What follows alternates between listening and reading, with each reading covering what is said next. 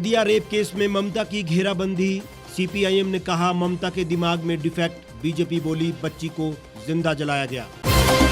सैलानियों से गुलजार पर्यटक स्थल, वीकेंड पर बढ़ने लगी ऑक्यूपेंसी। भीषण गर्मी से बचने को कर रहे हैं पहाड़ों का रुख।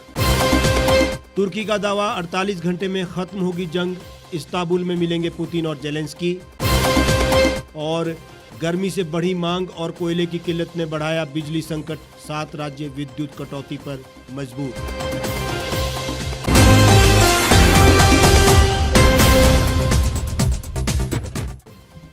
नमस्कार, स्वागत है आपका द रीव टाइम्स न्यूज चैनल में। मैं हूं हेमराज चौहान। अब खबरें विस्तार से। पश्चिम बंगाल के नदिया जिले का वो गांव जहां दलित बच्ची की गैंग रेप के बाद मौत हुई, वो कोलकाता से करीब 150 किलोमीटर और बांग्लादेश बॉर्डर से केवल 10 से 12 किलोमीटर दूर है। वहाँ राशन भी मुश्किल से पहुँचता है। पूरे इलाके की सेहत झोला छाप डॉक्टरों के हवाले है। बिजली पाने के लिए यहाँ जुगाड़ चाहिए। पक्ष और विपक्ष के नेता चुनाव से कुछ दिन पहले ही वहाँ पहुँचते हैं, लेकिन इन दिनों वहाँ नेताओं का जमवाड़ा लगा हुआ है। राज्य से लेकर दिल्ली तक के बड़े बड़े नेता वहाँ पहुँच रहे हैं।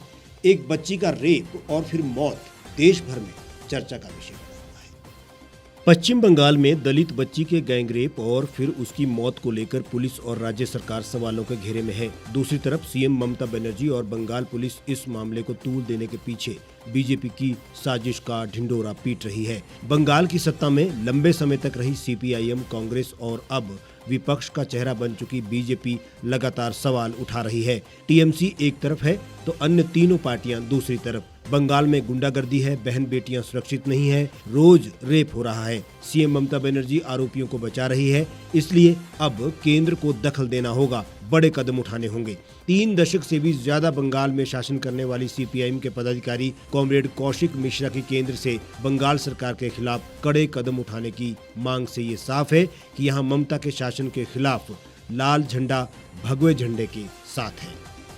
राज्य के बीजेपी नेताओं ने बंगाल सरकार को जमकर घेरा। मामला राष्ट्रीय मुद्दा बना तो बीजेपी हाईकमान ने 5 लोगों की फैक्ट फाइंडिंग टीम मामले की जांच के लिए भेज दी। टीम में शामिल राज्य की श्री रूपा मित्रा चौधरी भी इस टीम का हिस्सा थी। देश के मैदानी इलाकों में पड़ रही भीषण गर्मी से बचने के लिए पर्यटक पहाड़ों का रुख करने लगे हैं। वीकेंड पर शिमला, नालदेहरा, ग्रीन वैली, कुफरी, नारकंडा, फागू, महासू, चायल और कसौली में काफी संख्या में पर्यटक पहुंच रहे हैं। इनमें अधिकांश पड़ोसी राज्य पंजाब, हरियाणा, चंडीगढ़ और दिल्ली के पर्यटक हैं। अगले महीने मैदानी राज्यों के स्कूलों में छुट्टियों के बाद पश्चिम बंगाल, उत्तर प्रदेश, महाराष्ट्र, एमपी इत्यादि राज्यों से भी पर्यटक पहुंचने शुरू होंगे।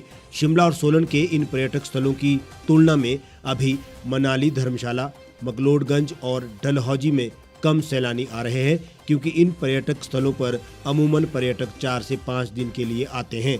वैसे तो प्रदेश के पहाड़ भी मार्च में ही तपने शुरू हो गए हैं, लेकिन 2 रोज पहले लाहौल स्पीति के रोहतांग, जिस्पा, हंसा में ताजा हिमपात, कुल्लू, कांगड़ा और मंडी जिला के कुछ एक क्षेत्रों में हल्की बारिश के बाद तापमान में 5 डिग्री सेल्सियस तक गिरावट आई है।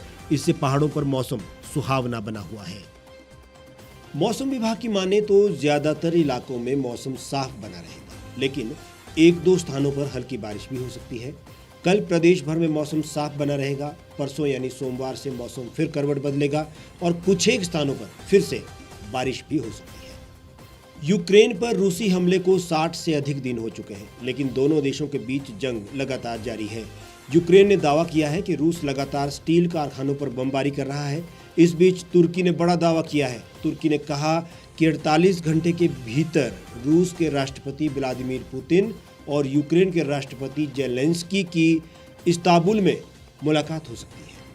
तुर्की के राष्ट्रपति तैयब एर्दोगन ने कहा, हमें उम्मीद है कि अगले 48 घंटे में रूस और यूक्रेन के बीच जंग थम जाएगी। उन्होंने कहा कि दोनों देशों के राष्ट्राध्यक्ष जल्द ही मिलकर समस्या को सुलझाएंगे। हम दोनों देश के नेताओं के संपर्क में हैं। इधर एक अहम अपडेट ये भी है कि यूनाइटेड नेशंस के जनरल सेक्रेटरी एंटोनियो गुटेरेस मंगलवार को मॉस्को जाएंगे। वे वहां रूसी राष्ट्रपति व्लादिमीर पुतिन से मुलाकात करेंगे। यूएन के प्रवक्ता ने बताया कि पुतिन और गुटेरेस के बीच मंगलवार को मॉस्को में मीटिंग प्रस्तावित है। गुटेरेस रूस के विदेश मंत्री सर्गेई लावरोव से भी मुलाकात करेंगे।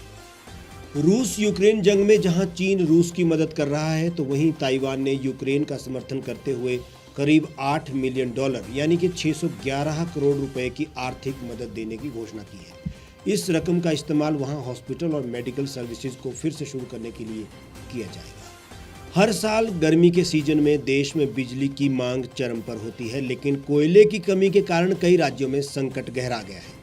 देश के कई राज्यों में मार्च मध्य से जारी ग्रीष्म लहर के कारण बड़ी मांग और इसी बीच पैदा हुई कोयले की किल्लत से बिजली की कमी हो गई है। इस कारण 7 राज्य घंटों बिजली कटौती करने पर मजबूर हो गए। हर साल गर्मी के सीजन में देश में बिजली की मांग चरम पर होती है, लेकिन कोयले की कमी के कारण कई राज्यों में संकट गहरा गया है। पंजाब, हरियाणा, उत्तर प्रदेश, राजस्थान, आंध्र प्रदेश, गोवा और कर्नाटक में मध्य मार्च से ही गर्मी बढ़ गई थी। इस कारण इन राज्यों में बिजली की मांग एकदम से बढ़ गई है। ऐसे में इन राज्यों को उद्योगों और कृषि क्षेत्र के लिए बिजली आपूर्ति का कार्यक्रम नए सिरे से निर्धारित करना पड़ा। इन्हें कई घंटों कटौती भी करना पड़ रही है। माना जा रहा है कि अगले कुछ दिनों में देश के कुछ राज्यों को गंभीर बिजली संकट का सामना करना पड़ेगा। देश में अप्रैल के पहले पखवाड़े में बिजली की मांग पिछले 38 साल के सबसे उच्च स्तर पर पहुंच गई है। इसी बीच यूक्रेन संकट के कारण आयातित कोयले की आपूर्ति पर असर पड़ने लगा। यही कारण देश के ताप बिजली घरों में कोयले का स्टॉक तेजी से घटने लगा। आमतौर पर कोयला संयंत्रों को पूर्ण क्षमता से चलाने के लिए 26 दिन का स्टॉक जरूरी है, लेकिन कोयले की प्रचुरता वाले राज्यों को छोड़कर अन्य राज्यों में भारी किल्लत हो गई। राष्ट्रीय स्तर पर देखें तो ये 36% रह गया है। बंगाल में कोयले का स्टॉक सामान्य से 1 से 5%, राजस्थान में 1 से 25%, यूपी में 14 से 21% और मध्य प्रदेश में 6 से 13% रह गया है। देश में राष्ट्रीय औसत स्टॉक भी पिछले सप्ताह सामान्य स्तर से 2% कम होकर 36% रह गया। हमारे आज के इस बुलेटिन में फिलहाल इतना ही। आप देश और दुनिया की तमाम खबरों के लिए हमारे साथ जुड़े रहिए, बने रहिए, देखते रहिए the reap times.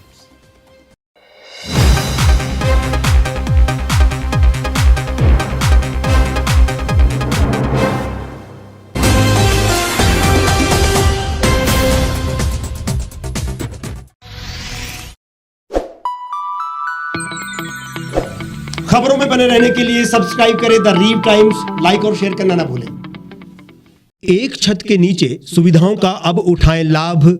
रीव e mart में अब पाएं अपनी रसोई के लिए गुणवत्ता और सस्ते दामों पर राशन सामग्री। दालें हो या हो मसाले, आपका किचन ई मार्ट संभाले। उच्च गुणवत्ता और दामों में बेहतरीन रीव ई मार्ट में पधारें और पाएं अपनी पसंद के सभी उत्पाद, या फिर करें ऑनलाइन ऑर्डर और पाएं घर द्वार पर ही सुविधा। आज ही संपर्क करें फोन नंबर 8219694079 पर, बाईपास रोड, शनान, संजौली, शिमला। गांव की चौपालों से लेकर संसद के गलियारों तक, गृहिणी के चूल्हे से लेकर निवेश और बाजारों तक, किसानों के हाल से लेकर खेत और खलिहानों तक, शिक्षा और स्वास्थ्य से लेकर खेल के मैदानों तक, संसद के प्रधान से लेकर पंचायत के पंच तक, सेंट्रल हॉल से लेकर ग्राम सभा के मंच तक, हर खबर पर रहेगी हमारी पैनी नजर।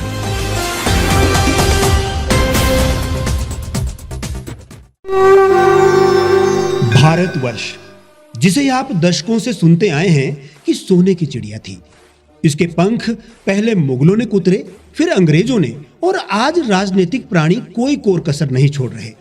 आज भी लगभग 25 करोड़ लोग रात को भूखे सोते हैं। करीब 2 करोड़ लोगों के पास घर नहीं है। भ्रष्टाचार में हमारा 176 देशों में 80 नंबर आता है। औसतन 100 महिलाओं के साथ हर दिन ज्यादतियां होती है और ना जाने क्या क्या। देश की संसद से कुछ ही दूरी पर चादर लपेटे सैकड़ों लोग सुबह नील गगन के नीचे सोए हुए मिलते हैं। क्या आप एक ऐसे भारत की परिकल्पना नहीं करना चाहेंगे जहां कुछ ऐसा किया जाए कि 1 वर्ष के भीतर देश में कोई भिखारी या लाचार भी आश्रयहीन न रहे? लोगों को सभी सरकारी सेवाएं घर द्वार पर ही प्रदान की जाएं, ताकि दफ्तर या कर्मचारी के चक्कर ना काटने पड़े। भ्रष्टाचार जड़ से समाप्त हो जाएगा। सेवा प्रदाताओं की पब्लिक रेटिंग यानी जनाकलन और तकनीक द्वारा अपराधों का शून्यकरण किया जाए। स्वास्थ्य और आधारभूत शिक्षा सभी के लिए समान गुणवत्ता के साथ निशुल्क प्राप्त हो, और भी बहुत कुछ। यदि आप इस पवित्र राष्ट्र निर्माण यज्ञ का हिस्सा बनना चाहते हैं तो आज ही राष्ट्रीय लोक नीति पार्टी से जुड़ें। अब देश राजनीति से नहीं, लोकनीति से चलेगा। विजिट करें वेबसाइट राष्ट्रीयलोकनीति.org।